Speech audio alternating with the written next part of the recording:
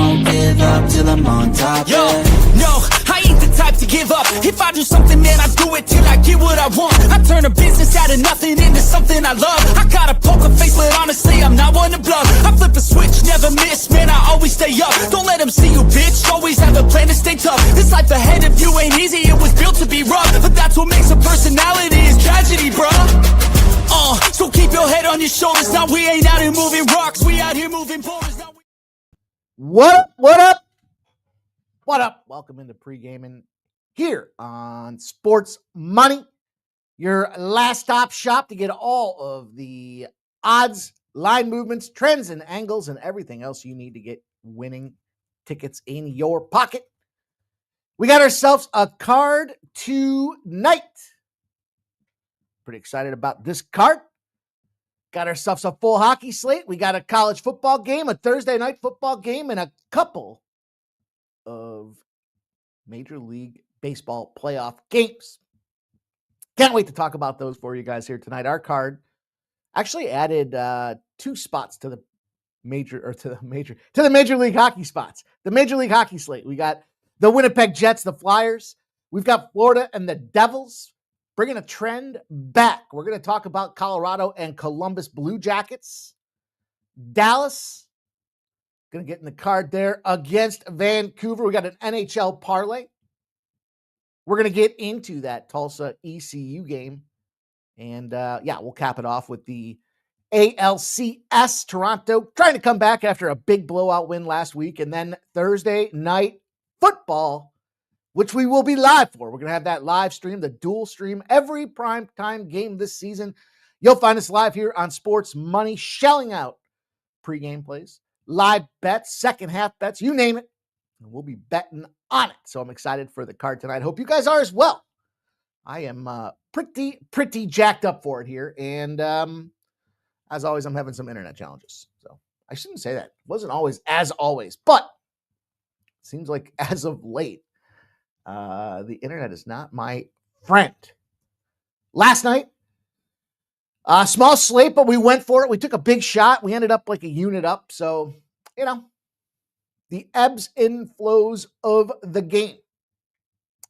Unfortunately, they can't all be big winners, but hey, we'll stay in the green or the black or whatever you want to call it. This is the way it goes. We fire, we stay positive, and then we look for the big score. Hopefully tonight's our big score. I gave out 3 plays already for silver and gold members and over on Winnable today. And let me just do this really quick. I had to restart my computer literally minutes before we went live. So I just have to bring a couple of things online. Okay.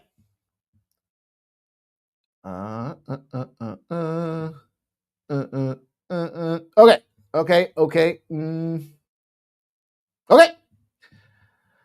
As I said yesterday, we were just in the black, but it's a day that was positive. Positive is always better than negative. We live to fight another day. Jacksonville State got us there with the +3. Yeah, wrong team was favored. Sam Houston is that bad against a team like UTEP. They lose 35-17. That means we do not cash our +3.5. We do not cash our under 47.5. That one was the bummer. I thought we would at least push. I thought we would go 1 in one of those spots. And the Sabres, wow, what an explosion of goals. 8-4. They cashed the overall on their own, so an under was a dead ticket. The Detroit Red Wings cashed it, +125. Easy 4-1 winner. We tripled up. We've not only tripled up, but we've doubled up now, back-to-back RBI spots. So we got Jorge Kirby, under 4.5 strikeouts. He went into the 5th inning, but he did get 4, and we cashed our under 4.5. We got the over 7. That thing cashed by like the 5th inning in that game. And then J-Rod with the big RBI for us at +180. We blend in these +180s and +200s and that with our money line spots. And, at the end of the day, push comes to shove. Hopefully you end up, right where we need to be. Now, Carlton Melka gave him out NHL-wise as far as over 23.5 saves. He had 4 in the first period. 4. Finished with 19. 4 in the first period. 23.5. The sweet spot I like to target is between 19.5 and 21.5. So we did not get there with the Melka. We did cash the over 6 in the Blues game. The Chicago Blackhawks won that game 8-3. Starting to rethink these Blackhawks. I think if you're a 200 or larger favorite against Chicago, we might have to just start taking Chicago in the blind. I don't know. We'll take a look. But then we lost our parlay of the Blues and the Utah Mammoth. The Mammoth went out there and handled their business. The Blues, however, got busted up by the Blackhawks. So, and then our triple player prop. Whatever. It didn't cash. It doesn't matter. Tage Thompson. All those goals in Buffalo. Tage Thompson couldn't do a darn thing. But hey, that's the way it goes. We'll see what happens with the card here we have tonight. But this game's just getting underway now. This LA Dodgers. Weird timing. LA Dodgers be the first game. Leading the series 2-0 against the Milwaukee Brewers. So we'll keep our eyes on this game and see if there's some live betting opportunities. But should be a fun night of sports. We've got ourselves a nice little card as we get ready to the weekend. Thursday's connected to Friday. And by the time we get to Friday, we have made it to the weekend. So we're almost there. And then Saturday is going to be the big card. We've got the UFC, starts at 4 p.m. Vancouver, UFC Vancouver. Full fight card there. And we'll bring you guys college football bets, baseball bets, hockey bets, and talk about the NFL bets. We'll wrap the show up with an NFL touchdown parlay across the panel. And that should do it. That should get us where we need to be for Sunday and the NFL. So we're there. We're right there. We're driving into cruise control for a nice weekend ahead of us with plenty of action and hopefully plenty of opportunities to grow our bankrolls collectively. Some real mixed signals tonight across the slate themselves. Lots of back and forth in this NFL game. I'm curious to break this one down and see what you guys are on. Maybe you can help push me into another couple of plays. But as of now, I've got 2 plays. One of them is a touchdown parlay. I expect goals. I expect goals in that football game. I don't know how they're going to do it, but strap the skates on and get out there because I expect them to score a plenty. Excuse me. And that's it. This afternoon, we had a little luck. We cashed a little parlay in Euro basketball. It was like a plus 110, but we got there. We actually needed to be it was a 2-leg money liner that I put over on Winnable, and we needed it because dogs were covering. Spread. They're covering the spread is what they were covering. But good stuff all around for us tonight. And again, we'll be popping off about 7:45, give or take a minute or 2 or 3. Get everybody a chance to get in and get ready so that we can give you our NFL action across our panel of Thursday night guests. Curious how you guys did last night. It's going to be a lot of fun. Jerry Davis didn't get any of the MLB down, so it wasn't any black for him. Gotta tell you, it's a long season, man. We don't need the second watch. We don't need the period watch. It's a long season. So we got plenty of time. Plenty of time. But yeah, we stretched it out. We got there. Albeit, it's positive. So we'll take it. We'll take it. We'll move forward. And we'll see that the Brewers already have a man on first base. They do have 2 outs in this game. So kind of, I don't know. Like I said, I already gave out some action in that game. So we'll see what that looks like as the card evolves. Runners on first and second now for the Brew Crew. Is glass now imploding? I don't know. But I do know with the panel, with the action we have tonight, I do think it's going to be a lot of fun. So get the ice ready. Get your cocktails ready. 7:45. We'll be here before we know it. And it's going to be an absolute ton of fun. You guys know the deal. If you're looking to continue to support the Sports Money Squad, there's a lot of ways to do it. We've got silver and gold level memberships. Appreciate those that dig in and do help us. We're trying to continue to invest in technology, continue to bring more fun graphics, more fun winning tickets. And the best way to support the Sports Money Squad, myself included, winnable.com/Mikey Money.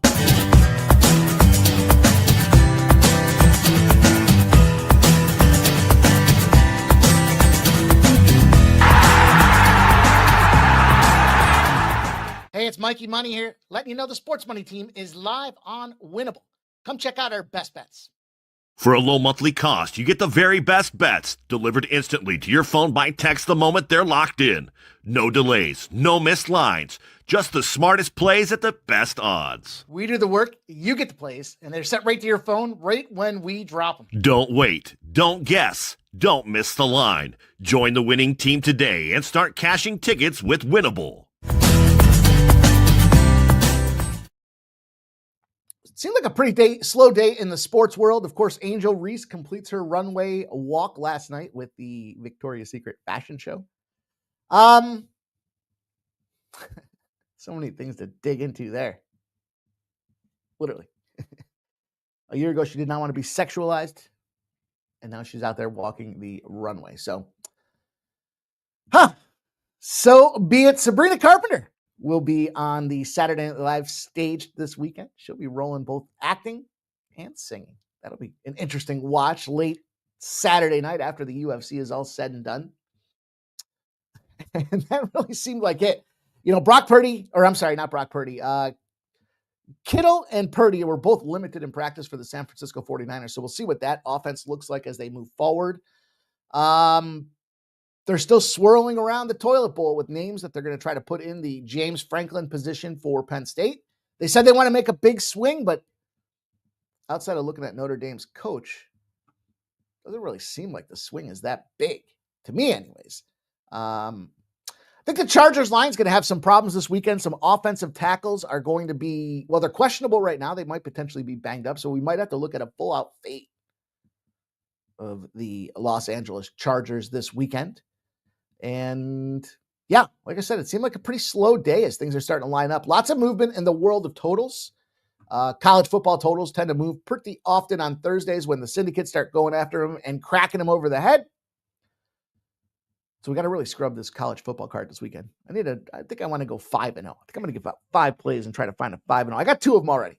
2 college football plays that I want to get into already. So we'll see what happens.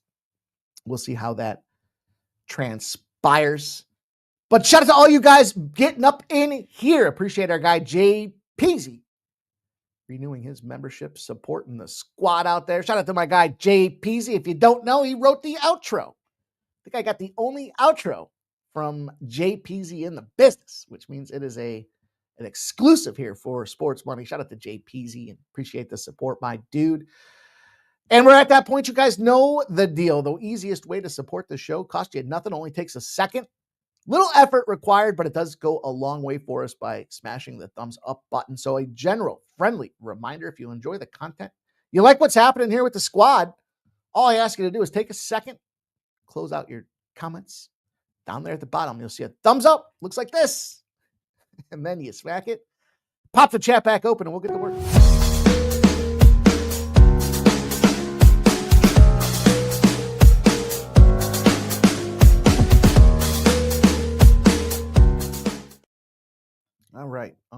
All righty then. Let's see what we got going on here. Okay, wait, I just want to make sure I've got this other. That one's there. Let me move that up to there. Okay. And today, is that it? Is that it? Nope, it's not it. See?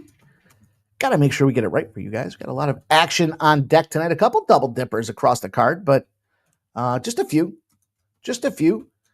And let's get to it. You guys know the deal. Put your comments in the chat. It's my favorite part of the show. I like to see what you guys are on here. We're all rooting for the same darn thing. We've all been working on the card all day long. I love when we align. Sometimes we will dissent. But it should be a fun night either way. So let's get them in the chat. I want to shout all you guys out. The Futon Bets. Bruins money line. Pittsburgh Penguins money line says, let's get this cash. From our guy, the Futon Bets. Good to see him up in here. There's Chosen One. Shout out to Chosen One. He likes the Cincinnati Pittsburgh under 46.5. See, that's the spot that had me largely verklempt. If I can quote an old school, speaking of Saturday Night Live. And I guess Seinfeld. Man, there's just a lot of talk about this thing being a score fest, and I just don't know if I get there. We'll talk about it, though. That should be fun. First time I think I heard in primetime football. I guess I should fact check it before I say it, but first time in primetime football that 2 old men over the age 40 plus will be battling each other on a primetime game. I heard him talking to Aaron Rodgers saying, I find myself rooting for the older guys. Well, no shit you do, because you're an old guy now. Shout out to Bo Jackson. I can't do the Vladdy voice, dude. The Mariners lose. Something like that. He was lit. Chosen One says Pittsburgh in the first half -2.5. Splitting that number down a little bit, expecting a quick start from the Steelers. Maybe that means he thinks the back door opens up. The Bengals slide in the back door. Shout out to David Wallace. Damon Waring's up in here. It's his nice hits last night. Nanya, what's up? Aubrey's in the house. Is locked and ready to go. Pacheco de Gallo says Mammoth was easy money. Dude, I'll tell you what. I know it's early. But I got my eye on them, Mammoth. We'll see if they can turn my opinion around. A couple teams can turn my opinion around here with some action this week here. We're getting into week number 2, so we should start to get some nice trends and angles in our favor. There's Gary. Shout out to you, Gary. Hope you're doing well, my guy. Thank you for being here. Nicholas Handy, Joe W. Jerry David says, let's get the money main. Jerry Davis says he's on the under 45 and under 19.5 Cincinnati team totals. Team total, I should say. Full game under and Cincinnati team total under. Took Tulsa plus 17.5. Says it's just too many. Glass now dropping from 16.5 to 15.5. Got me nervous on my Dodgers. Well, it is 1-0. It is 1-0. Who scored for the Dodgers? Mookie Betts. Double. That had to pay nicely. That had to be around a plus 400 score. There's Skunk Blaster. What's the scumbag play of the day? There it is. The scumbag play of the day is in. It's the Boston Bruins plus 1.5 and the under 6.5. It's a little same gameage. A little same game parlay action from our guy here for a plus 210. Stop Geo Engineering says, good luck tonight, folks. Joe W says, what a comeback by Olympiaco. Yeah. Yes, it was. Yes, it was. Man, that Tel Aviv team is something too. Hard to imagine. Can't wait for the NBA to get back. Had some calls already talking about some NBA ideas going around the horn. SF Niners has got a 15% boost on either a Rodriguez home run or a Springer dinger. This glorious J-Rod RBI last night. That's a tough game for me. You guys know I'm a Blue Jays guy. Do they present was that just a gentleman's sweep type of situation?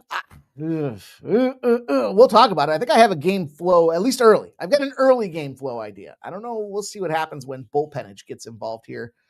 David says that, Joe. I saw that. Aubrey says TNF.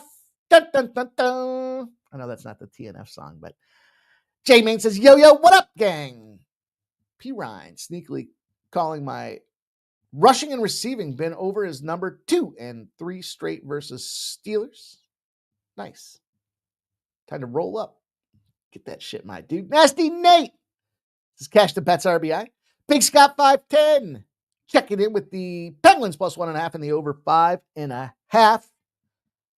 That brings us current. That brings us ready to talk about some hockey.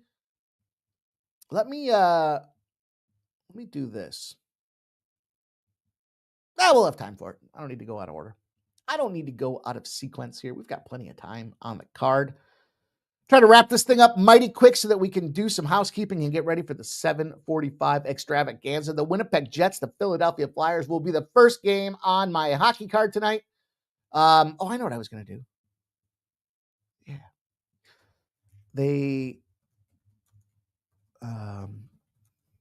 They took out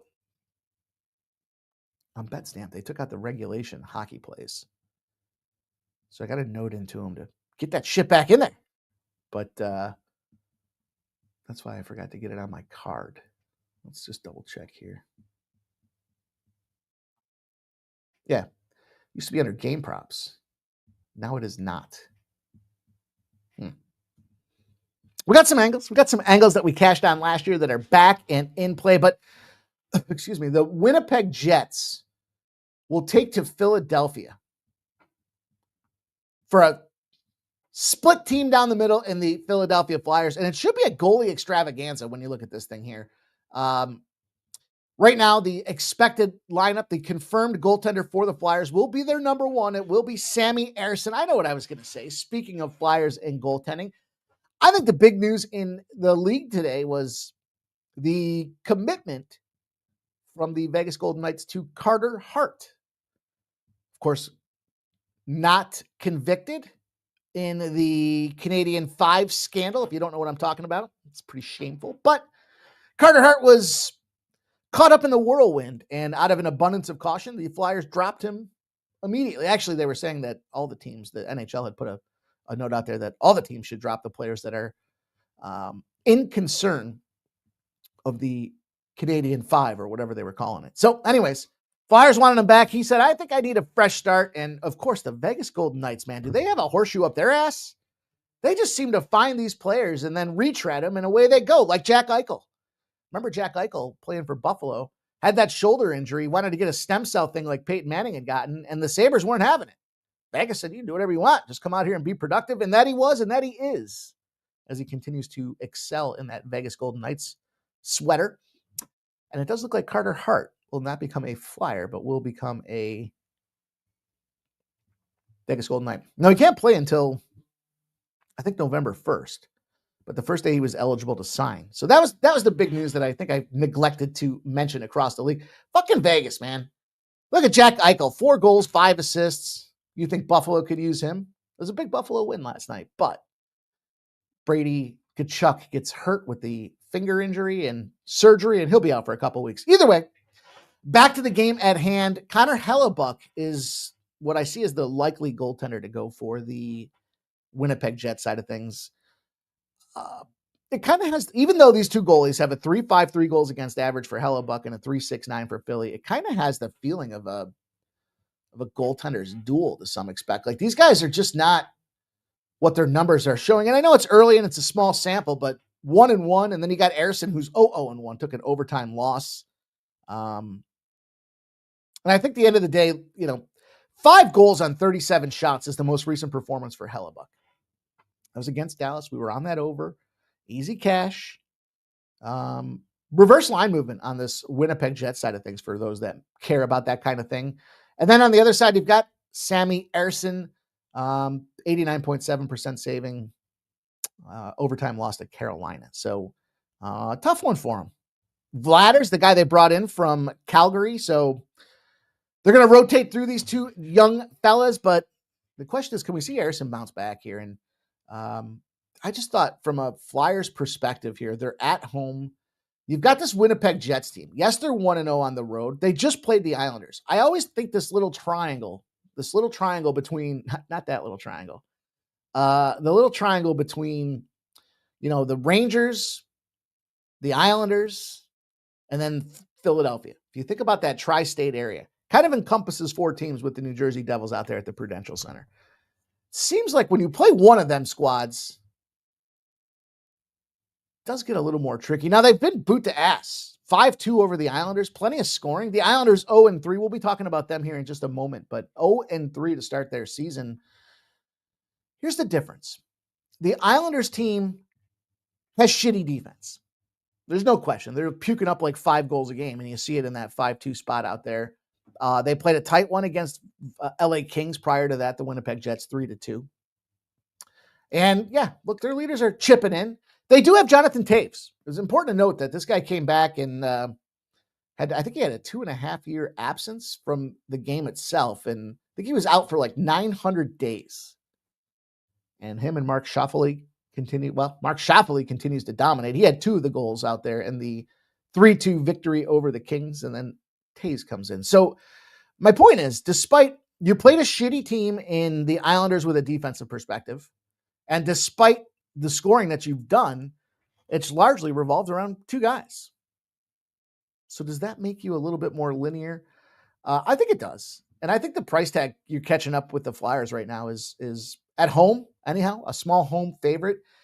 Couturier continues to find the back of the net for the Philadelphia Flyers. In fact, rounded player, 2-2 on his season. And, they bounced back against the Florida Panthers. They had that back-to-back losses. It was a tough start. They played at Florida, at Carolina, but they're in the middle of a 4-game homestand. So they just came out with a victory against Florida 5-2. And they've got Minnesota and Seattle on deck next before a small trip to Ottawa. And then they've got the Islanders, Penguins, Nashville, Toronto, and Calgary at home. This is one of them spots. I can't believe I'm going to say it, but I told you guys the other day I was going to try to find a team that can rip off a 10-game streak and kind of falls in line with everything I've talked about with the Flyers. They're too stupid to know they should be losing so that you can acquire better draft picks, but they're also stocked. And we've talked about how Danny Briere has been stocking this team for 2+ years now, 3+ years. I like this home tag at a plus money spot for a team that's settling in for a 1, 2, 3, 4, 5, 6, 7, 8, 9 of their 10 stretch at home. No distractions, no disruptions. Just get it done in Philadelphia, and I think they can do that tonight. So I'm going to take the Flyers here, plus 116 to kick off the NHL card as we roll on. Here's what I wanted to talk about. Again, this is the one I said they don't have a what do you call it? BetStamp doesn't have a spot for regulation plays yet, so I'm gonna have to track this manually. There's a spot for manual tracking, but it just sucks because then I got to go back and all fucking season long I got to add it in manually until they come up with that regulation. Anyhow, it doesn't matter. That's a me problem. That's an MP, as my buddy used to say. That's not a YP. It's my problem. That's not your problem. That being said, Colorado's been off to really, look, 3-0. Well, 3-0-1. Firing on the road at 2-0. Blue Jackets, 1-2. A lot of people have talked about how the Colorado series against Columbus in Columbus happens to be an under. They're going to go to Scotty Wedgwood, the old wedge wall for Colorado, and Elvis Merzlikins on the Columbus side of things. Now, this is where we have to grab them out, put them on the table, because this is not in my estimation, this is not a -1 in a puck line situation. I'm going to tell you why. First of all, they're going to have to stay with Wedgwood because Mackenzie Blackwood is currently rehabbing, conditioning, getting back to game shape. But, Jesus, 3-0-1. It's been all Wedgwood for this team to start. So, strong defensive efforts out there and just a team that can go out and score on offense, rallying, trying to recover from the embarrassment that was their finish and getting eliminated from the playoffs by the Dallas Stars and Mikko Rantanen, their former player. The other side of things, Elvis Merzlikins, yo-yo goaltending out there with Columbus, but you can't fault him for it. You can't burn the tread off the tires with your goaltenders in the first week or two of the season. I have a feeling this Columbus team, and I said it before, I think these guys, I think Nashville, Columbus, Detroit, that little stretch, if you kind of draw a straight line, you probably hit all three of those. I think they're all going to be some dangerous teams here. I think 2 of the 3 will make the playoffs this year, kind of an early projection. But it just goes into what I said the other day. Detroit, we talked about it. Their expected goals against actual production last year was just stupid. It made no sense. Then you look at Nashville and their expectations against their results. Stupid. It made no sense. And Columbus has just been silently adding, not silently, but, quietly adding players to the squad. If you look at kind of how it goes down the ripe. They had a tough break with the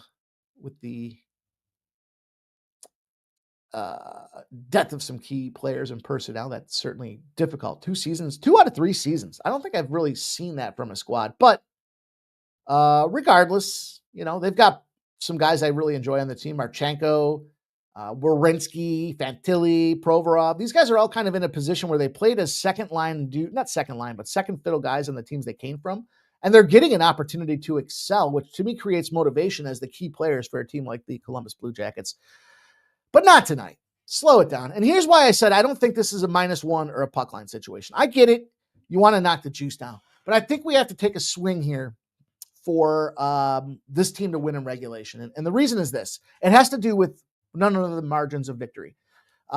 We have a trend. It's back in play. It's the Cole Makar factor. Now, last year, if you'll recall, about a third of the season, give or take, Cale Makar was out, quite a bit, and an extended stint, in fact. So it was very difficult. But man, once he came back, this trend fired back up again, and it has to do with this. You're an away favorite against a team off a win. The road favorite off a win with Makar getting 2 or more shots on goal. Why? Well, it goes back to the way I told you I like to play hockey. As a defender, I want the defense to get the puck, quarterback that thing, shoot it on goal, and let them boys post up camp on the sides of the front of the net and try to swat in those rebounds. And when they do that with Cale Makar, who's one of the best defensemen in the game, they're 35-15. Cale Makar gets 2 or more shots on goal, more than 2 shots on goal. They're off a win and a favorite. That means they're humming. They're 35-15. Here's the difference and why I say I don't think it's a puck line or a -1 game. The margin of victory in those spots, one dead goal, 1.0 on the nuts. 1. So if that's the case, and it's a 50-game sample, right? So it's not a small little, we'll see what happens. No. So if it's a -1, you push. Here's the thing. Upon further review and drilling in, what do you concern yourselves with in a 1-goal game? Overtime. How many of those games in that 35-15 sample have gone to overtime? Only one time in the last 15 times that's occurred has the game actually gone to overtime. So I think unless you want to park your money with no return on your investment, I think the way you have to go at it is Colorado and regulation. It's a pricey tag for a reason. Right now, Colorado's sitting at -160, but can't refute the fact that 1 of 15 have gone to overtime. And I think you can catch this Columbus team in a soft spot here overall. Colorado's just humming. They want to finish off this road trip victorious. You know, you look at going back home against Boston, and then you got a kind of West Coast trip out there for Colorado. So this is go out there, plant the flag, get it done, get back home, get serious about beating up on some Western Conference opponents and positioning yourselves early in the season in a standings perspective. Whereas on the other side with Columbus, they got Murderers Row here. They got Colorado, Tampa Bay. Then they got to go on the road to Dallas. So I think this is probably one of them spots where we're going to see probably conversely, where I talked about a team that's going to have a 10-game winning streak in the Flyers. And I told you I'm high on this Columbus team. So I'm not trying to talk out of both sides of my mouth here. It's just a matter of saying, I just think this is a tough spot. These next 10 games for this Columbus Blue Jackets team, they're not going to be easy by any stretch of the imagination. Now, they are keeping it competitive. They are 3-0 on the puck line to start the season. So you do kind of have to recognize and respect the fact that they're battling right now, but you know, their schedule's just, it's not conducive for winning. They got Colorado, they got Tampa, they got Dallas, they got Washington. It's not out of the realm that they go 0-4 through those clips. Then they got Pittsburgh and Buffalo. Let's say they split those two. They win one. They probably beat Buffalo, right? That's a Tuesday night in Buffalo. It's a sleepy little spot. They got at Pittsburgh, in Pittsburgh on a Saturday night. So they go 0-5 or 1-5 over 6. Then they got Toronto, probably an L. Then they got St. Louis. We'll see. Maybe that we'll give them that win. We can't give them all losses. So they're going to be 2-6 through an 8-gamer. Then they got the Islanders and Calgary. Then they start this massive road trip. New York, Calgary, Vancouver, Edmonton, and Seattle. This is probably one of the shittiest schedule spots for a team to have all season. And it's right now for the Columbus Blue Jackets. So get ready, depending on the price tags, to start looking at, some auto fades with the exception of a couple circles. Let's give them the Islanders. Let's give them the Sabres. Maybe we give them Vancouver. Do they go 3-10? I'm going to write that down. 3-10 in their next 13 games. So a couple little deeper dives in the hockey slate as I was looking at these guys, not just about who they're playing and what's coming up next, but you know the deal. You guys see the situation. And we're back with another trend. Trends are our friends until the end. Does anybody know why this trend is in play tonight? I would love to hear that. Let's see what you guys have to say in the chat while we try to curate some opinions on why this is the play tonight. Let's hear it. Abel A says, fuck yeah, Dodgers. What is that score? Still 1-0. All right. Glasnow's got a strike. Okay. Oh, runner gets to third. Yee. Okay. Aubrey says, I have a no sweat bet from DraftKings. It loses, I get another chance. Yeah, that's great. Love those plays out there. Abel A says, at the game, go Dodgers. Shout out to you, Abel A. Thanks for listening while you're at the game, my friend. Jerry Jones says 1-0 Dodgers. Dana Delp says, Indiana open up the checkbook. $11 million a year is the rumor. Yeah, it just feels like a lateral move, though, Dana. It's tough to go from one team in your program in the conference to another. I know it's Penn State, but it's not Ohio State or Michigan. And that to me means all those kids that you recruited. Yeah, granted, if they haven't committed yet to Indiana, that's fine, but that's 2 years down the road. That's a fuck job. If you know what I mean? What are you going to do? Your coach is changing shirts, you're changing jerseys as you're trying to recruit these players? I don't know. Jerry Davis says, that Abel, let's freaking go. Gerald Jones says, what up, sports cappers? Still in DraftKings free Survivor Challenge. Started with 71,000 entries down to 8,200. It's going to go with the Kansas City Chiefs. Shout out to Magnifico. Likes the Cincinnati Bengals money line. Algus. What up, Algus? Is Florida under on Thursdays? That's correct, my friend. Ding, ding, ding, ring a ding, ding. Winner, winner, chicken dinner. Yeah. Florida Panthers on a Thursday. Last year we cashed on this thing an absolute shit ton. 3-20. I should say it's 20-3 to the under. 20-3 to the under. And they're going under by over a goal and a half. Bauer singles, Durbin scores, huh? Okay. I have the under 8 in that game, so we'll see what happens. Magnifico says Sinner money line. 6 Kings slam. Alcaraz nursing his ankle. I need my fucking pad. I left my pad in my other room as I was doing some capping this afternoon, and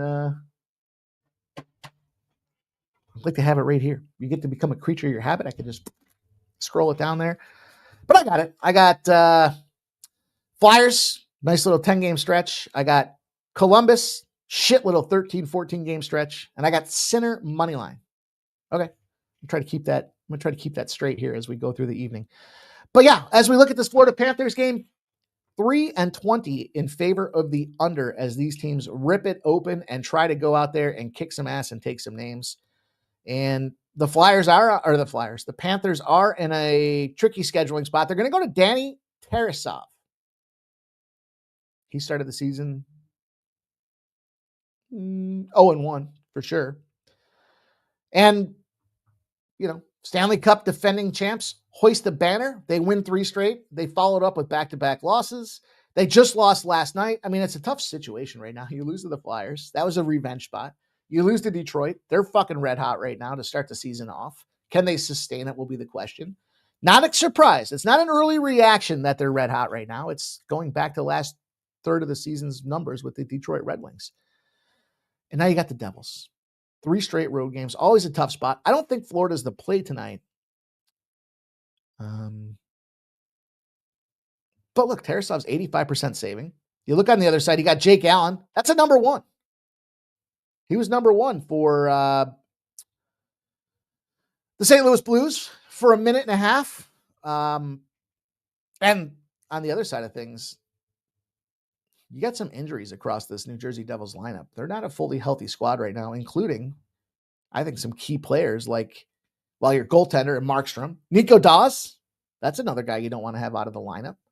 And yeah, Jesper Bratt, the former Penguin, moves over to the New Jersey Devils, and he's finding some ground out there. But yeah, I just think this is a lower scoring affair. Thursday nighters, we just take them and we go after it. This is another team. If you look at the New Jersey Devils, again, I talked about their injuries, but if you kind of look at where's the scoring coming from, Jesper Bratt and Mercer Dawes. So you beat Tampa, then you beat that Columbus team that I said was in a tough scheduling spot.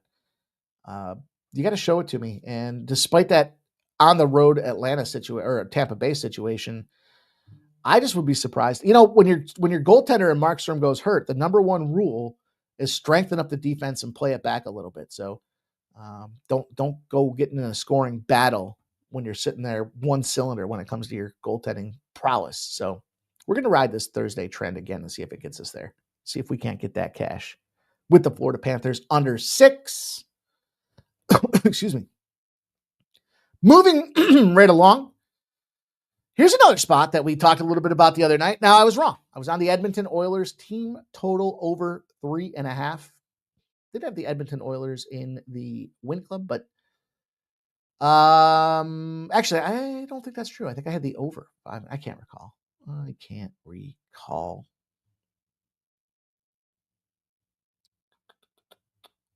But hey, we got the Oilers coming into this thing 2-0-1. And I talked about this Islanders team. So I already shaded this Islanders spot early here, talking about their defensive struggles. Back at home ice, they're 0-2 at home. So no respite by coming back home. No home cooking advantage at this point. But gosh, honorable mention, the over. Why the over? Well, all the Islanders games have gone over so far this season. Then you start looking at it, and we talked about the effectiveness of the Edmonton Oilers power play out there. The challenge I have is they just came off a 2-0 shutout. Trying not to let baseball predictively program by fact that if a team goes and shuts a team out, then they'd come back. Now, baseball, that works a lot in the side of the same series. If you're Toronto and Seattle and you shut Seattle out, chances are the next game, law of averages, they're going to come back and fire. This is a different game, a different venue, a different location. But you got the Oilers with Skinner. Surprisingly, a 1.44 goals against average. We won't forget what he did game number 1 against the Calgary Flames, where he just looked like a dead PlayStation controller. But he does have a 94.2% save percentage. So this is ultimately why it became the cutting room floor for me, because I just don't know what we can expect from Skinner. Rittich, on the other hand, we know good old red light Rittich, former LA King, painting with a serviceable brush, 2.55 goals against average last year. He was 29-20-5 in the backup role. So shout out to Daily Faceoff for their adjusted numbers out there. Against the Edmonton Oilers with the Connor McDavid era, Rittich does show up. And he's got plenty of games against him by the fact that he was out there with the LA Kings. So 5-5-1 is a 500 squad. But in my math, my rule of math here, when it comes down to it, you got an 0-3 team at home trying to get a spark here. 0-3, 0-2 at home. And despite it being your backup goaltender, McDavid's got 4 assists this season. He's not on the score sheet just yet. Probably not a bad night to look for him to try to maybe go out there and do it all himself. But what we've seen from McDavid is over the course of the last 3 seasons, and where they found a lot of success is, 4 years ago, he was the do it all himself guy. And he slowly transitioned to the, pylon cone theory. If you put a pylon cone out there and tape a stick to it, McDavid's going to end up getting an assist because that stick will end up scoring. And he's been showing that he can do that right now with 4 straight assists. Firing. I just think that this is a bad situation for this Edmonton Oilers team, because you're playing really a feisty, and I don't want to say desperate, because it is early in the season to be a desperate team just yet, but got to pick up a win at home. Got to be focused. Got to go out there and support your goaltender. And you got that situation with the experience. Look, Edmonton's really just on game 2 of a 5-game road trip. So next they've got New Jersey. Then they've got Detroit and Ottawa before going back home for 1 game and then rolling back into Seattle and Vancouver. I don't know. I think this Edmonton team's had 2 sluggish starts to their seasons. One of them cost their coach getting fired. Now they roll into season number 3. They've started out red hot, but I think the flip side of this thing is this has got to be an Islanders come in focused, ready to play. And then on top of that, we talked about some overs. The problem is their defense. Like I said, it's 4.33 goals against allowed. Are they going to be able to nullify that? This could be that sneaky coaching spot where they slide in Rittich, and he's got that experience and doesn't get nervous because it's Connor McDavid. Ooh. Now the Oilers are 9-2 as road favorites if they just played a Southeast opponent. That goes back 2 seasons. They do fire. They do keep it rolling. But this is where I said you've got to get feisty at home. The Islanders, 13-3 at home after a loss as a favorite. And so we're going to get him at a plus 140 price tag. We got 2 dogs in the mix to start the NHL card, just based surely on the favorite perspective that's out there. I think that's a good look for us. We'll continue to roll down the pike. I put a parlay together. I'll put this on the screen for you guys here to take a peek at it. Pretty square, maybe, sure, but we've seen favorites can dominate, and I'm not scared about Vancouver for the Dallas Stars. Vancouver 0-1 on the road to start it off, 1-2. Dallas scoring at will. Flip side of things, the Kings at home, 0-1 at home. We know they had that home ice advantage last year. I did think it was fraudulent. Why I'm excited, or I don't want to say excited, but a little bit of renewed faith in the LA Kings. What did I say to start the season? They didn't do shit for moves in the offseason. They thought they were good to go. Well, they did pick up Alec Copley. Copley's back in the squad. He was a guy. They sent him to LA or to Tampa Bay, and they just reacquired him to kind of support and strengthen out that defense. So in any event, their price tags kind of support the fact that they should go out there and dominate their opponents. That being said, as far as the Dallas game is concerned, I got to go back to the scoring. Until further notice, the Dallas Stars, Mika Rantanen, 1 goal, 4 assists. They're a blended, rounded team. They've got depth. All 4 lines are finding a way to do some form of construction in terms of offensive playing. And it's a team I want to be involved with here. It's a buy sign for me on the Dallas Stars. Problem is the price tags.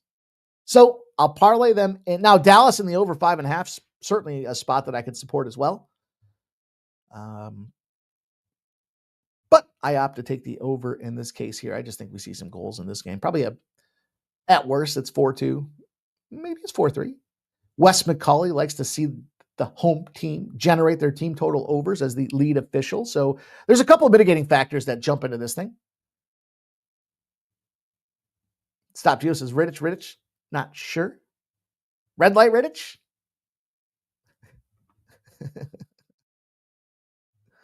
Yes, sir. Nunny says, take a stop by El Mercado on the way in and gathered the makings for some banging chicken tacos. Let's slip in some tickets. What's the play, gang? Shout out to you, Nunya. Shout out to Nunya. The Nunya business play of the day. All right, let's keep it rolling. That concludes our NHL show. We've got 6 plays in the NHL tonight. It's a wide card. We're going to attack plus money. We got 3 of them at plus money spots and 3 of them at minus 110 spots. So our bet cost averaging keeps us in the plus money. Should we go 500, we should hopefully still be positive in the cash. But I think we'll go. Like I said, I think this is a 5-1.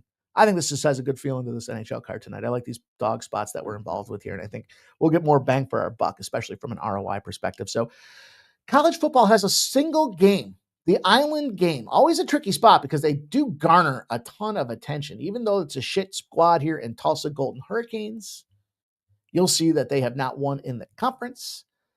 And you got the Pirates, the pesky Pirates, America's team, it seems like, as all of a sudden. These guys have stepped up over the last 2 years. They continue to make leaps forward.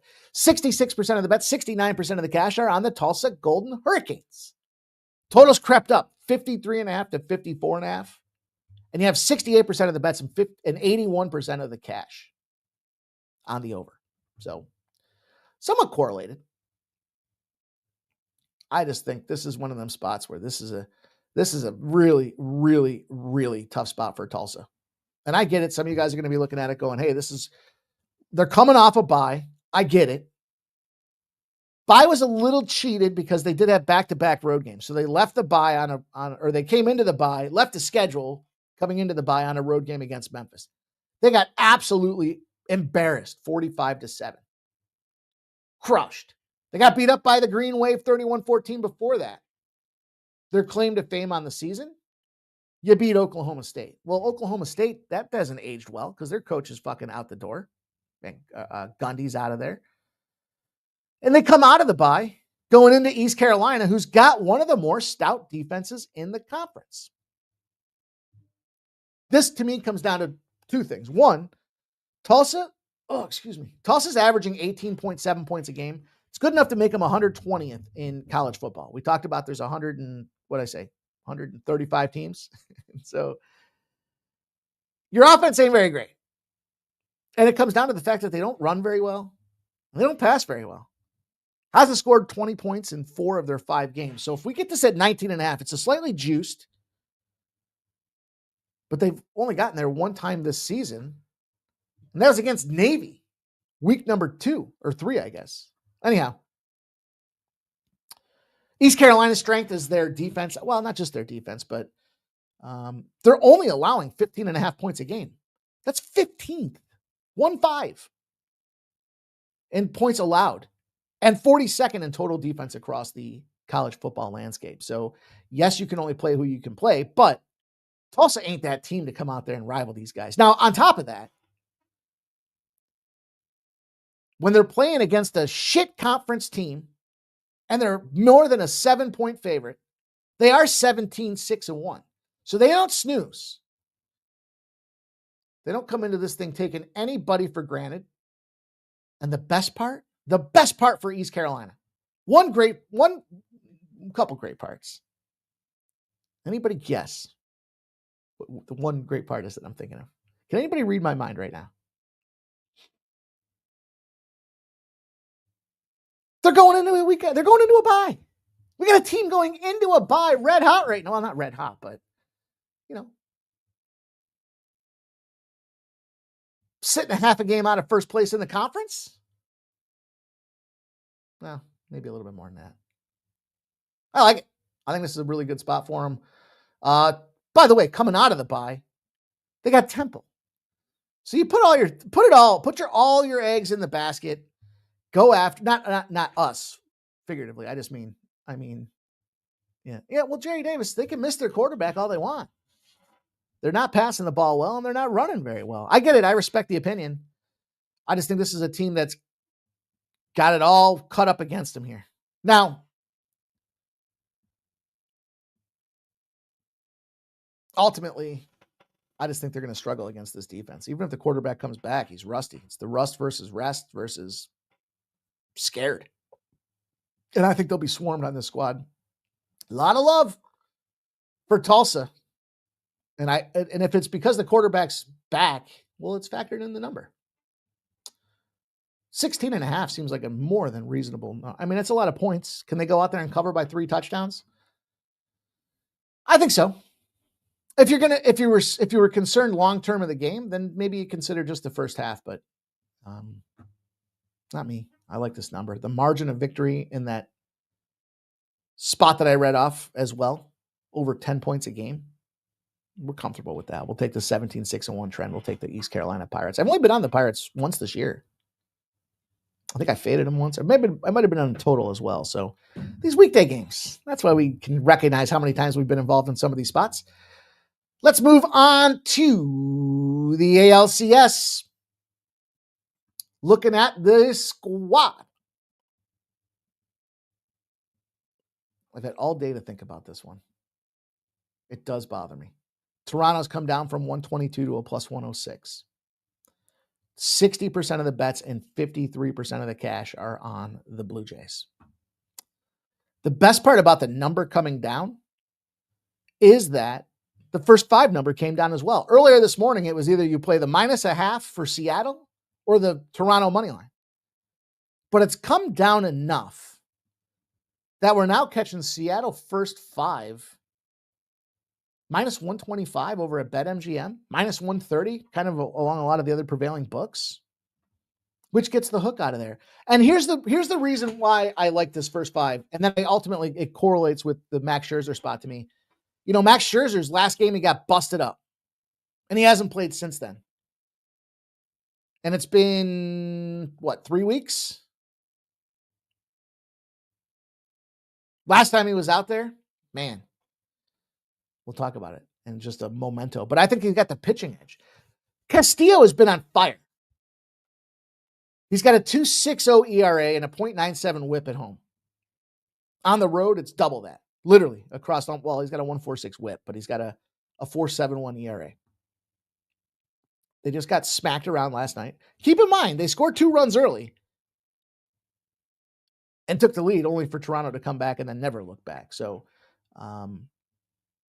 last time out, Castillo, 4.2 innings, only allowed 1 hit. 1 hit. Came in extra innings in that 15 or 16 inning game? He went 1.1 innings and gave up no runs. So you're playing Castillo at the top of his form right now. He's got a an 0.86 ERA in his last 6 games. 3 runs and 31.1 innings. Pretty fucking good. Now, Jorge Kirby, we were on his under 4.5 strikeouts yesterday. Didn't have his best performance. I don't know that Seattle wins this game. I just know that I like taking that hook out of there with Seattle in the first 5. This thing's come down too much. There's too much respect for Max Scherzer. And I think Max Scherzer's on the short leash. I did say I like the fact that Max Scherzer, like yesterday with Bieber, they brought this dude in at the trade deadline to do exactly what he did, and that was go out there and shove. They brought Scherzer in for the same reason. The problem is the dude's 41. He's got a 6 ERA on the road. The bullpen's kind of shit. And they got a 6.35 ERA out there. And so I think they don't give a long leash to Max Scherzer. That's why the under 11.5 outs made a lot of sense. I think that at the very least, it's a competitive first 5. And I believe my thought process, if I was the general manager of this team, would be scotch tape this fucker together. Let's not leave Scherzer out there to get busted up, bloodied, and beaten. If he struggles early, gets through the rotation one thing, maybe they use him like an opener. Now, Bo Jackson, that makes me nervous. Bo says Blue Jays. Sancho says Seattle. Bo Jackson says he'll be at Rogers Center for Game 6. I will bet on you at the Rogers Center for Game 6, Bo Jackson. One and only EBK says NBA. One and only EBK. I appreciate you coming in here, my dude. No NBA yet because it's been the preseason, and I think I'm 0-1 in my NBA preseason plays. I would only be looking at the card, and I wouldn't be doing it fair justice, but I would take the Rockets at +7. I like the try to look for teams in the off season that are trying to reconstruct some chemistry with their offense after bringing in new pieces. They fit the mold. And I don't know why that Jazz team against the Trailblazers is just sitting at +2.5. So I would take the Jazz. I would take them on the money line. Simply because the Jazz stink. We all know that. And the Trailblazers, hey, they've had some fire, some fire in their veins last season. But, and of course at home, we know just how damn good they've been. But they're losing in the preseason. They're winless. In fact, the Jazz 0-3 in the preseason. And Trailblazers, you played a Golden State team. You were fired up. You were motivated. You want to see how you matched up. 2 spots against Golden State. They got their asses paddled both times. You had the Sacramento Kings in there. You came out with a 1-point victory. You're still not covering spreads. And you got a Jazz team at home that's only getting 2.5 points. So there you go. There's some NBA. Appreciate you. Because you're a new commenter in the chat, my friend, I'll tell you some spots that I was looking at. And you can get that 7.5 for the Rockets. You can get the Jazz on the money line. I'd even sprinkle the Rockets money line against the Atlanta Hawks +225 spot. So there you go. All right, last game we got to talk about here is the NFL, an impromptu stop in some preseason NBA. But I teased Cincinnati in the over. I learned from my mistakes. We talked about this before. I do not want to tease a team down. I'll talk to you guys about the splits, and then we'll get into some more props. I've got a couple. I'm going to do a same game parlay for the show tonight, as you guys know. Damn, I was one play short, I think, on both of them last time. One of them was only 7-1, so that kind of sucked. But this slide opened at 4.5. Moved to +5.5. I mean, this is tough because the early look ahead was -4.5 for Cincinnati. Now the public moved this thing. I don't know about the public. 56% of the bets, 64% of the cash are in the Bengals. They've gone to 5.5.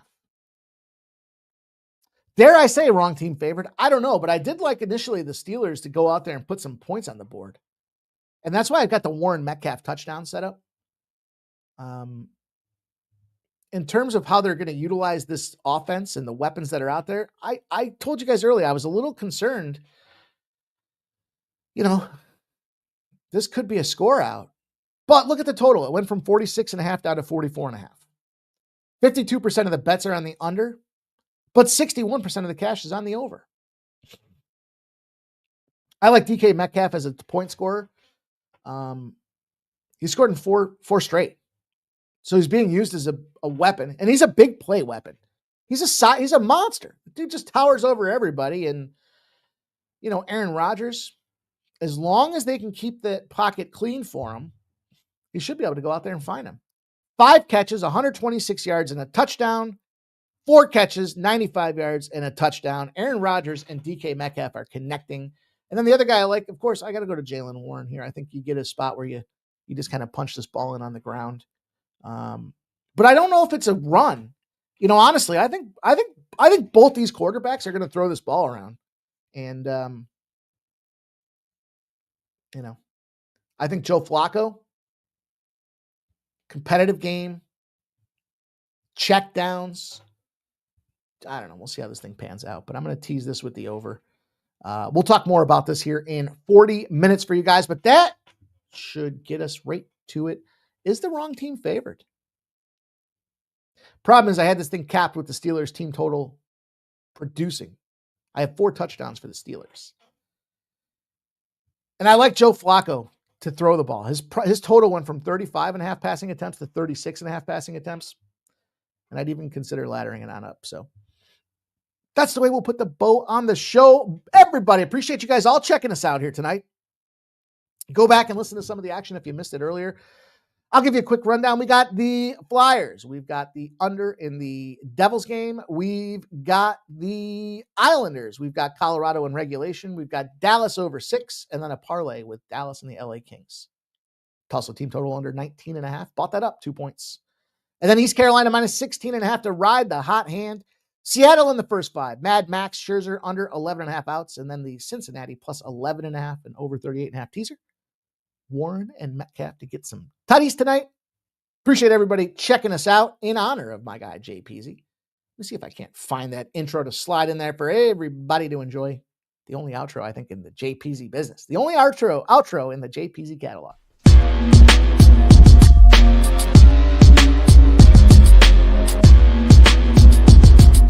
Monday to Friday, 6 p.m. We don't stop. Rain, sleet, or snow. Pregaming is good to go.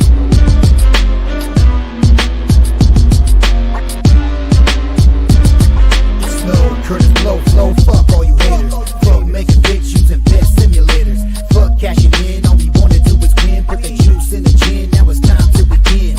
Fuck the books, they can take it on the chin. Surrender in dividends, don't fuck with mine. Cam, the show starts with capping and ends with pimp slapping and stacking cash and boatloads. They won't know what happens. This pre-gaming and others, they seem lame. Like Abel, meeting pain, a bullet to the brain. We don't give a fuck like Kiki said. We ain't playing, we ain't game, but we ain't playing. I'm back and I'm joined with my guy. Oh, we got a fight. We got a fight. We got a fight.